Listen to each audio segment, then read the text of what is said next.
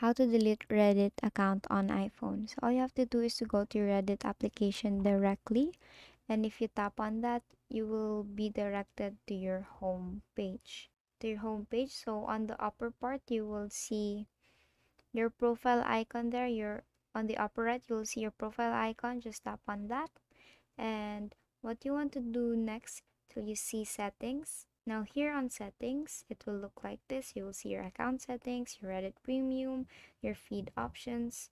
And what I want you to do next is to scroll all the way down till you see support. Then there are four different options there. Choose delete account here, and then it will actually ask for you to confirm to delete your account. And now you have successfully deleted your Reddit account. And basically, that is how you delete your Reddit account. And that is all for today. If this video helped you, please give us some thumbs up and subscribe to our YouTube channel for more tutorials. Thank you for watching.